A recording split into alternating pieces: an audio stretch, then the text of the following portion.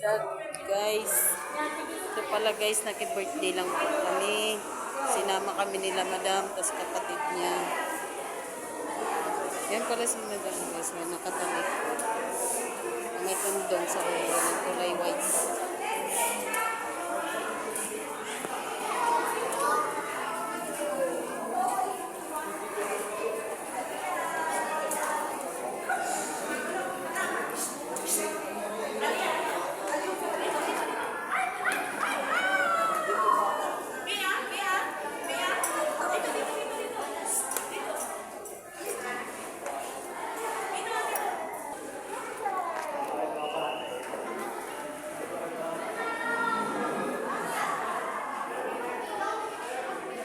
Guys, nundot kayo ang palipot dito guys.